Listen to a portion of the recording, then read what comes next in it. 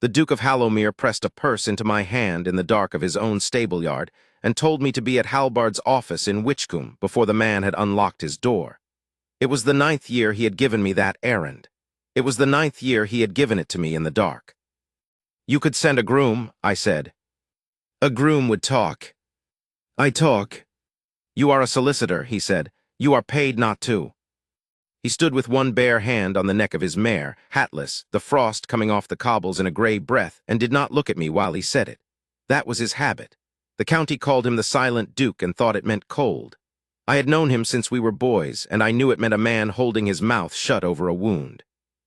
"Same instruction?" I asked. "Buy the note." "Retire it. My name goes nowhere near the paper." "Hallowmere." "Nowhere near it, Verrill." Halbard's office smelled of tallow and damp ledgers, and Halbard of the brandy he took for his chest.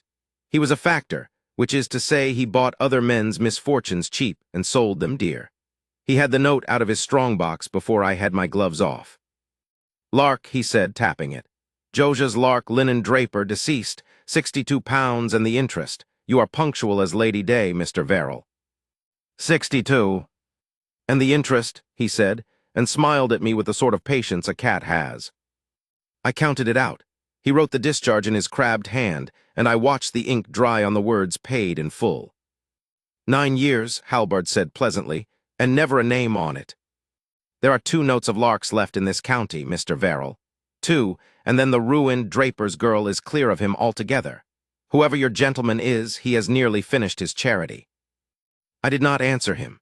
I went out into the market square and stopped, as I stopped every year, in front of the low window of the Lace-Mender's shop, where she sat bent to her work with a candle burning at 10 in the morning because the shop faced north and got no light at all. Miss Verity Lark was 23 that winter. She had her father's straight back and her mother's hands, and she mended lace for the whole shire, christening veils, wedding lappets. A sleeve a careless heel had gone through at the assembly, better than any woman in the county, which everybody knew and nobody said, because it is awkward to praise the daughter of a man who died owing money. She looked up. She had the disconcerting habit of looking straight up at whoever stood at her window, as though she had never been ashamed to be seen through it. "Mr. Verrill," she came to the door with the veil still over her wrist. "You are the very man. Have you heard anything of the Chandler note?" "It has been discharged." She said it the way another woman might say a shop had burned down. "Chandler's clerk sent the paper. I have written twice to ask by what arrangement, and he does not answer. My father set his hand to that money.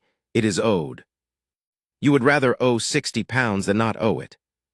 "I would rather know what I am," she said. "I have paid down my father's book for 9 years by the shilling, and every winter something goes out of it that I did not put there, and I am told there is no explanation to be had, and I am expected to be grateful." "Grateful to whom?" She stopped, and her chin came up, and she said more quietly, "I am obliged to somebody I cannot thank and cannot refuse. Do you know what that is like?" "I can imagine it." "No," she said without heat. "I do not think you can." Behind her on the counter lay a ledger bound in blue paper, worn white along the spine. Every name her father had ever owed, every payment she had made, and at the foot of the last page in her upright hand, the number that was left. She kept it as some women keep a Bible. "Miss Lark," I said, "if the debt is retired, you are free of it." "Then somebody else is carrying it," she said. "Somebody who will not stand in front of me and say so. Good morning, Mr. Verrill." The door shut. The candle in the north window went on burning. I walked up the hill and told the Duke that the note was bought and the girl was asking questions, and he listened at the long window of the muniment room with his back to me, and said nothing for so long that I heard the rooks settle in the elms. "2 left," he said at last. "Halbard says 2. Then it will be finished by the year after next." He did not turn round. "Did she look well?" 9 years I had carried that money down the hill, and only then, in that cold room with the county's whole history in boxes around me, did I understand what I had truly been carrying, and it was not £62 and the interest. "She looked well," I said. "She looked like a woman who has never once in her life been let off anything." "Yes," said the Duke of Hallowmere. "She gave me back my money once, you know." "I know, I was there." He had been 26 and newly the Duke, and it was the day they buried Josiah's Lark in the shadow of the church wall, with 4 mourners and a curate in a hurry. Afterward, at the gate, he had put a purse into the hands of a girl of 14 in a made-over dress. She looked at it, she looked at him, and she put it back into his hands and said, in front of me and the curate and God, "My father does not need it now, your grace. Neither do I." Then she had walked home beside her mother, and the young duke stood at that gate with the purse in his 2 hands like a man, holding something he had been told to carry and not told where.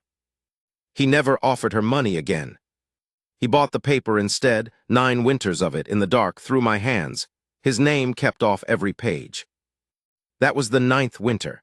It was also the winter the Duke's great-aunt died and left him a house full of linen, and that is how the thing came apart. Mrs. Pettifer, the housekeeper, had 4 trunks of Brussels lace out of the great-aunt's rooms, perished at the folds and wanted for the Christmas assembly. There was 1 pair of hands in the shire fit to save it.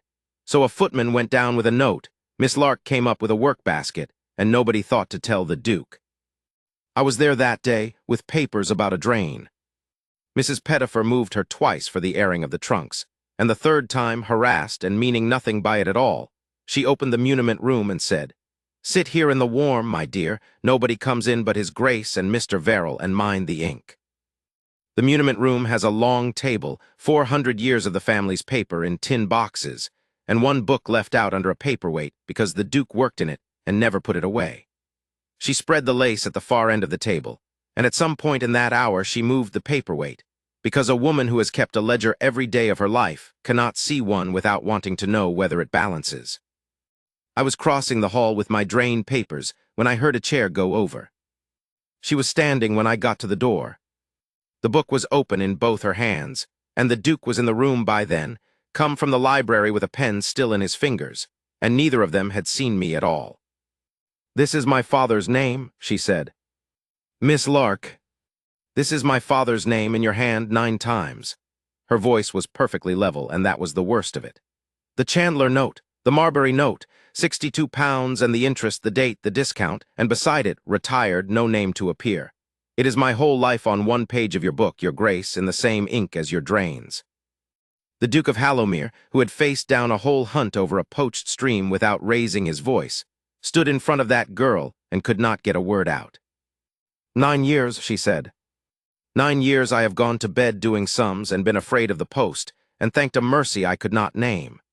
9 years I have thought my father's creditors had some pity in them, and there was no pity anywhere. There was only you, watching me from a hill and paying to be rid of the sight." "That is not what it was." "Then say what it was." "I cannot." "You will not." "I will not," he said. She set the ledger down on the table, closed, and squared it with the edge as though tidiness mattered, and I have never in my life seen a woman go so white and stay so straight. "Then be so good as to send me my account," she said. "Every penny I shall pay you as I paid the rest. By the shilling if it takes my life."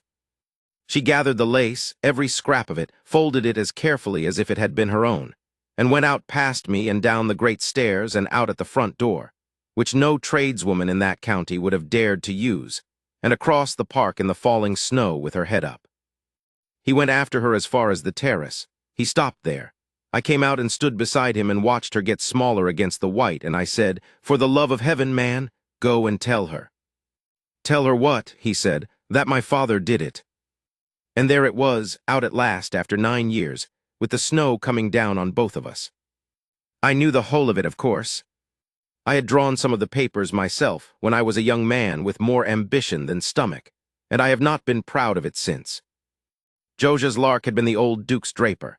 He had also, at the county sessions in a bad year, stood up and said plainly that the Hallowmere estate was letting cottages fall down on the heads of its tenants. He said it once. It was true. The old Duke was not a man who forgave true things. So the hall's custom went elsewhere, and then, quietly, the old Duke let it be understood among the gentlemen who mattered that Lark's credit was not what it had been. When Lark, who had gone surety for a partner as an honest man does for a friend, found the partner gone and the note called in at a day's notice, there was not a neighbor in the shire who would stand beside him. He sold the shop. He sold his wife's rings. He died in a hired room over a saddler's, and his daughter finished the last entry in the account book in a child's hand. The old Duke lived 11 months longer and never thought of it again. His son found the correspondence in a tin box in that muniment room the week he inherited, read it through twice, and rode down the hill with a purse. She was standing in her mother's boots, he said. In February, 14 years old, and she handed my money back to me at that gate. He put his hand flat on the balustrade on the snow. I could not put money in her hand. She would not have it, and she was right not to, and I had no business buying my father's peace off a child. So I bought the paper instead. It was the only restitution she could not be humiliated by, because she was never to know it was restitution at all. You might have told her the truth and let her judge it. And what would the county have made of the truth, Verrill? Not the old Duke ruined a good man. They would have said, the young Duke keeps the draper's girl, and said it in front of her at the market cross. She has one thing in this world, and it is her own good name and her father's, and I was not going to spend it for the pleasure of being forgiven. The snow was coming down harder. Down at the bottom of the park, the little dark figure went out through the gate and turned along the road to Witchcombe. 9 years, I said, is a long time to pay a debt you did not make to a woman you never speak to. Yes, said the Duke of Hallowmere. Hallowmere. Do not, he said. You are in love with her. I have been in love with her, he said, since she gave me back my money in her mother's boots, and I have not had the right to say so on a single day since, and I do not have it now. Go home, Ellery, you will get wet. 3 days later, she came up the hill with a japanned box under her cloak, and I know what was in it because I was made to count it. 11 pounds, 4 shillings, and a silver thimble. She asked for an account, itemized with the interest in writing. He told her there was none. She asked whose debt it was then, if it was not hers, and he stood at the window with his back to her and said, "It is mine," which was true and meant nothing to her, and she took it for the arrogance of a man who would not trouble to explain himself to a lace-mender. She left the money on the table and would not take the thimble back either. And at the door she stopped and said the only cruel thing I ever heard out of her mouth, gently, which made it worse. I used to be glad when I saw your carriage on the road. I used to think, there is a man who has never once come to my window to look at what is left of my father. I thought better of you than of anybody in this county, your grace, and I did it for 9 years, and I did it for nothing. Now it should have ended there badly, the way most things do. It would have, but for Halbard. Halbard had spent 9 years wondering, and a factor's wondering is a patient, commercial thing. My name was on the face of those assignments, but a man who buys and sells paper for a living knows how to read a country solicitor's client. In January, he came to my office, sat down without being asked, and told me what he proposed to read aloud at the Witchcombe Assembly on 12th night in the interval, when the room was at its fullest. 9 years of a duke's money going secretly to a young woman of no family, he said comfortably. Paid in the dark, his name kept off every page. I do not say there is anything in it. I say the county will say there is. He examined his hat. Now, his grace holds the lease of the mill on my brother's land. Get out of my office, I said. Think of the girl, said Halbard, and I understood then that he knew exactly the shape of what he had, because he was quite right. It was not the Duke who would be ruined by it. Dukes are not ruined by talk. A lace-mender is. I went up the hill that night, found him in the muniment room with the fire nearly out, and told him the whole of it. He heard me through without moving. He will do it, I said. He will stand up in the assembly rooms in front of every family in the Shire, and make 9 years of decency sound like something a woman cannot come back from. Give him the mill lease and be done. No, said the Duke. Hallowmere. If I buy him this year, he owns me next year, and the year after that he owns her. He shut the ledger. There is one way to take a thing out of a blackmailer's hands, Verrill, and it is to put it down in the middle of the floor where everyone can see it. I shall speak first. You will speak, I repeated. In front of the county, about your father. They will never look at the name the same way again. It is a name, he said, that has been let off a great deal. He stopped with his hand on the bell-pull. Ellery, go down and tell her what I mean to say. Tonight she is not to hear it first in a room full of Lady Marbury's friends. If she forbids it, I hold my tongue and he gets his lease. It is hers to forbid. So I went down the hill for the 10th time in 9 years, and in the back room of a lace-mender's shop with a candle between us, I told Miss Verity Lark the truth about her father. The cottages, the sessions, the one true sentence, the whisper among gentlemen, the note called in at a day's notice. She did not cry. She sat with her hands quite still in her lap, and when I had finished, she said, "Say the part about the sessions again." I said it again. "He was right," she said. "He was right, and it cost him everything, and for 9 years I have thought he was a fool who signed for a friend and lost his head. I have been ashamed of him, Mr. Verrill, every day. I have kept his book like a penance. He was the most respectable man in this town." "He was better than that," she said. "He was correct." And then she put her face in her hands for about the space of 10 heartbeats, took it out again, and was Miss Lark. "And his grace paid it off in the dark because he thought if the county knew, it would be my name that suffered and not his." She looked at the candle a long moment. "He was right about that, too, and that is what makes me so angry I could break something. He decided it alone for 9 years, and never let me have a say in one of them. If you say no, he gives Halbard the lease, and it never comes out. And Halbard comes back next year." "He does." "Then he shall not have his lease," said Miss Lark, "and his grace shall not do it alone either. I will not be spoken about across a room while I stand in the corner and hold my tongue. If it is to be said, it will be said with me on my feet. 12th night at Witchcombe. The assembly rooms above the Corn Exchange, 3 chandeliers, the county in its best, and the smell of wax and orange peel and wet wool. Miss Lark came in at the side door with the lace of half the women in that room mended by her own hands, wearing gray, wearing no jewelry at all, and stood at the edge of things where a lace-mender stands. Halbard stood by the fireplace with his papers in his breast pocket and the look of a man about to be paid. The Duke of Hallowmere came in at 9, and the room did what the room always did. It opened for him and lowered its voice, and he walked through it to the middle of the floor, and the fiddles rather trailed off because he was standing in the space where people danced. "I will keep you 2 minutes from your supper," he said. You could hear the wax dropping. "There is a story going about this county tonight in a factor's pocket, and I would rather you had it from me. 9 years ago I came into my father's papers and found among them the correspondence by which he broke Josiah Lark, draper of this town, a man who had told the county sessions, truthfully, that the Hallowmere cottages were a disgrace. My father took his custom, spoiled his credit among gentlemen who are in this room tonight, and had his note called in at a day's notice. Mr. Lark died in a hired room. It was not a misfortune. It was done, my family did it, and some of you helped. I have been in that room at every assembly for 30 years, and I have never heard it silent before. I could not put the money back into his daughter's hand. I tried at his graveside and was properly refused. So for 9 years I have bought his notes as they came to market and retired them without my name, not to be thanked and not to be forgiven, but because it was owed. Miss Lark did not know. She learned of it 3 weeks ago from my own ledger by my own carelessness, and has since attempted to repay me £11 4 shillings and a thimble, which is very much the sort of thing she would do. Somebody laughed one short, wet, startled sound and stopped. "Mr. Halbard proposes to tell you all this in a dirtier way," said the Duke, "and to charge me a mill lease for his silence. He may keep his papers. There is nothing in them that is not now in your hands. Only understand this, all of you. Whatever you decide to make of me, the debt was my father's, the credit is Mr. Lark's, and the only person in this room who has behaved throughout with perfect honor is the one you have all been sending your torn lace to for 9 years and inviting to nothing." He was finished. I saw him look once toward the side of the room, the way a man looks at the only thing he cares about, and then Miss Verity Lark stepped out onto the boards where the dancing should have been, and every head in the place turned.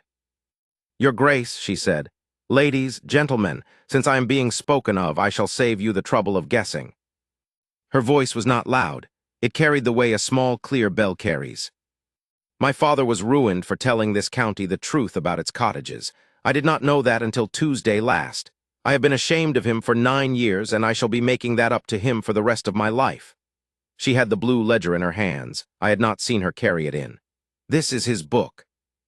But 3 of you in this room bought your daughter's wedding lace from him on credit in the year he was broken and never settled it. And I have your names here, and I would rather have that money than your pity, and I shall call on Monday." Lady Marbury made a sound like a kettle. Nobody else made any sound. "As for his Grace," she turned. She looked at him across 10 feet of polished floor with 200 people watching, and I saw her hands shake on the ledger, and I saw her go on anyway. "You paid what was owed and you kept your name off it so that mine would not be spoiled. I understand now what that cost you, and I know very well what it saved me, and I am not fool enough to call it charity. Miss Lark, I have not finished. Something went through the room. Nobody in Witchcombe had ever heard a duke told to wait. You looked at me and decided what I could bear to know. That was kindly meant, and it was mine to decide, and I have been very angry with you. She drew a breath. But you have just stood up in front of every family in this shire and given away your father's name to keep mine clean. So we are square, your grace. I will not take another penny from you, and I will not pay you another penny either. The account is closed. And she opened the blue ledger and turned it to the last page, and held it up so the nearest of them could see the writing on it. I heard afterward that it was passed from hand to hand as far as the card room, and she had ruled a line under the final sum and written beneath it in her upright hand. Settled in full. What is still owing is not money, and not by me. Then she shut the book and curtsied to him, quite correctly, and went out at the side door into the snow. Halbard left before supper. His papers were worth nothing by then. A secret said out loud in the assembly rooms is only a fact, and facts are poor goods. He went to Bristol in the spring, and I have not troubled myself about him since. The county did what counties do. There was a fortnight in which nobody quite knew where to look.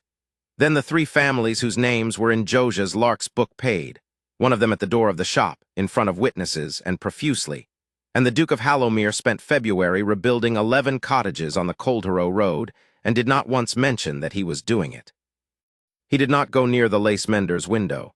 When I asked him why in heaven's name not, he said, because she has just told 200 people that she owes me nothing, and she is entitled to have that be true, and I gave him up as hopeless. It was Verity who came, of course it was. The second week of March, at 7 in the morning, in a thaw with a parcel under her arm. The grey tance Brussels lace, all 4 trunks of it, mended in the north window of a shop by candlelight over 2 months. She would not go to the front door. She came into the stable-yard, where the Duke stood with one bare hand on the neck of his mare, hatless, exactly as I had found him 9 winters running. I was in the harness room. I am not proud of remaining there, but I had the door at my back and nowhere to go, and a man may be forgiven for hearing what is shouted in a stable-yard, and none of it was shouted. The lace, she said. The account is in the parcel. I have charged the full rate, and I should like that understood. It is understood. Good. A pause. The mare shifted. You have not been down to the town. No. You rebuilt the cottages. They wanted rebuilding. They wanted rebuilding for 30 years, said Verity Lark. Then, after a moment, why have you not come?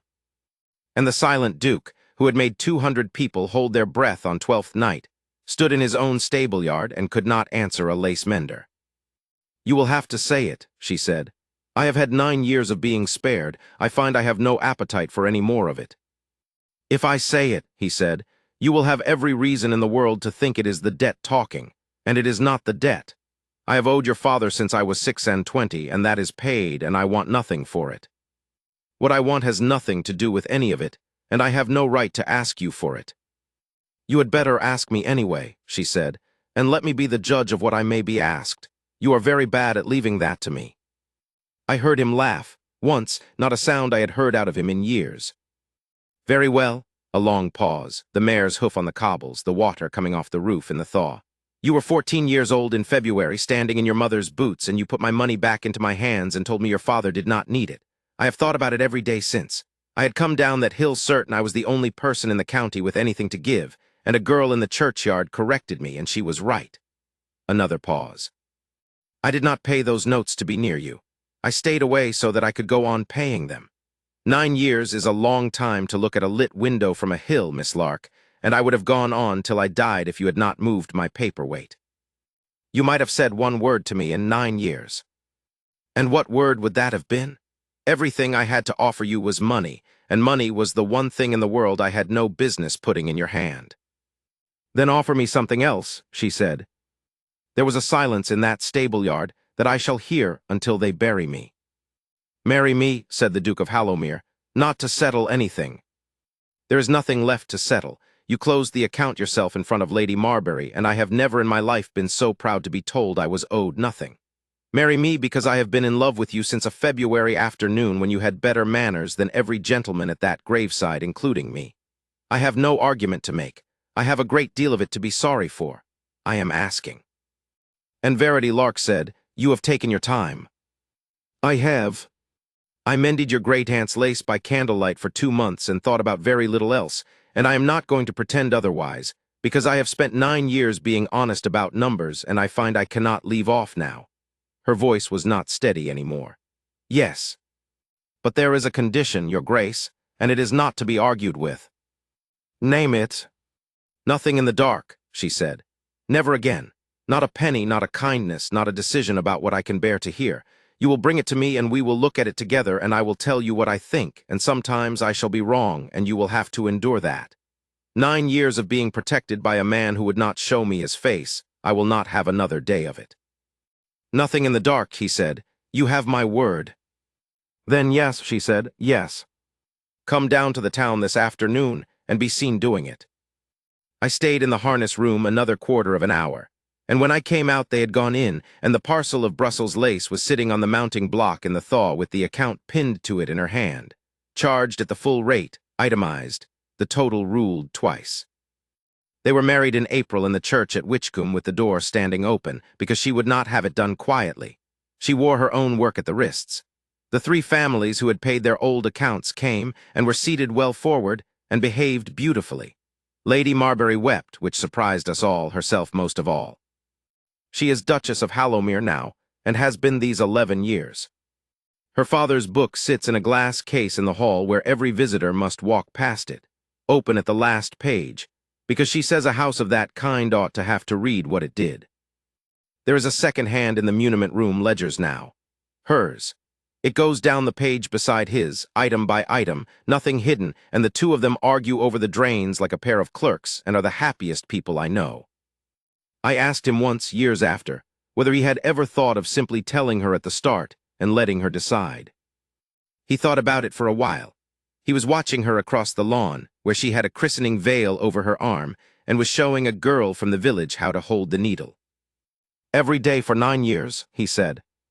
And then she moved the paperweight, and I found I had been protecting her from the only thing she wanted, which was the truth and to be asked her opinion of it. He put down his cup. "I was the most feared man in this shire, Ellery, and I had never once been necessary to anybody. Do you know what she said to me on our wedding day?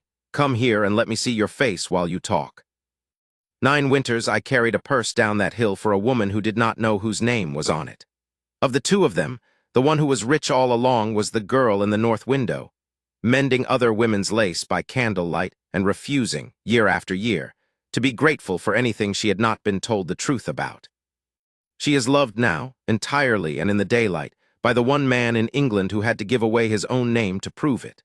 And every February, on the day she gave a duke back his purse in her mother's boots, he brings her flowers to the church wall where her father lies, and they stand there together where the whole town can see them, and he tells her out loud why.